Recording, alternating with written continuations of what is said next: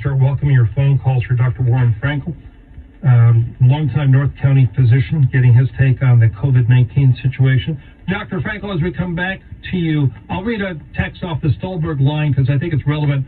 Holly is listening and she writes in, shouldn't everyone be wearing a mask to every store? A lot of people don't wear a mask. What's your opinion on that, sir?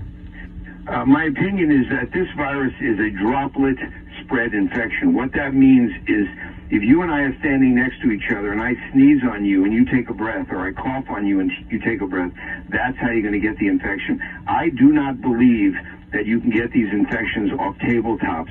I've yet to see somebody culture a tabletop. Do you know how hard it is to culture a virus? We've got to culture it in your nose.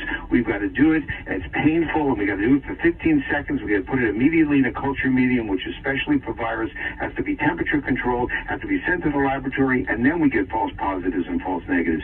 It's very hard to culture these viruses. So my opinion is staying 6 feet apart is fine. Wearing a mask, I think, will protect you, not necessarily the person you're talking to. I really don't think that it gives a false sense of protection. I think if you want to wear a mask, that's fine. I don't think it should be mandatory. I don't do it. I think this is more of a droplet infection, and you spread it by sneezing and coughing and inhaling. What about schools? What about children? That was ridiculous to close the schools because very few children have gotten this. Some have, and they played it up in the media, but very few children have gotten this. They should never have shut the schools because what happens is all those young people are at home with all their grandparents. And those are the people that we have to watch for. We have to watch for the elderly people who have comorbidities. So they all should have been in school. That was a mistake. Even Dr. Oz on the news said that was a mistake. I heard you on another radio show, and you talked about how empty local hospitals are right now. Share that with our listeners, please.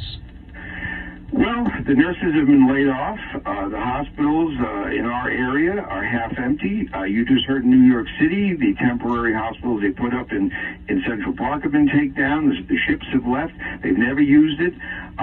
Because they gave the worst case scenario. They were told they were going to need so many thousand respirators. There were going to be so many thousand beds.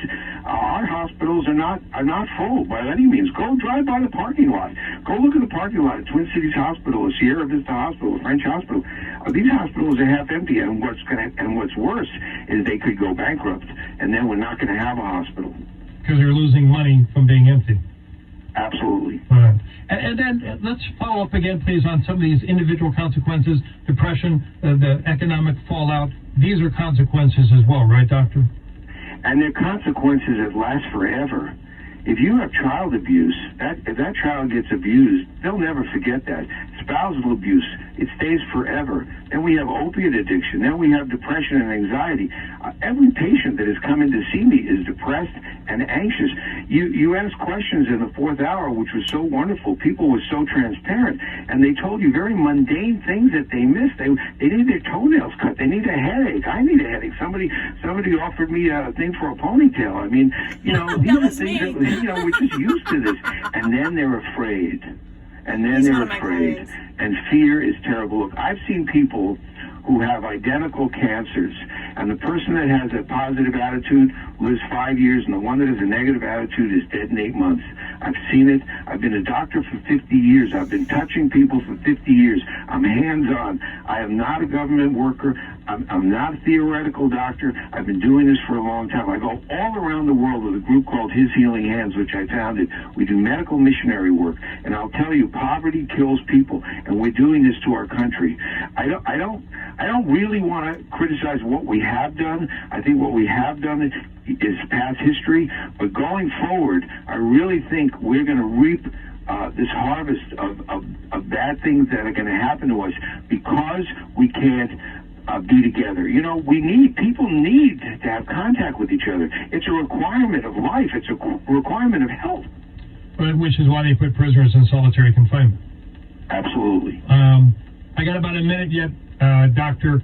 Just today, the Center for Disease Control projects a rise in COVID-19 cases based on 7 models in May. Okay. I think a rise in COVID-positive results actually decreases the mortality rates Because when you have more positives and less deaths, you have less deaths per population. The more positive people, the more people we test, the more people are going to be positive, the more it increases the denominator of the quotient. The numerator is deaths. It decreases the mortality rate. And what we're going to see, and people get mad at me when I say this, that this is similar to the swine flu, it's similar to SARS, it's similar to Hong Kong flu, Asian flu, the avian flu. It's not much different than those flus, and we have thrown the baby out with the bathwater. All right, Dr. Warren Frankel, on Hometown Radio. We've got news, traffic,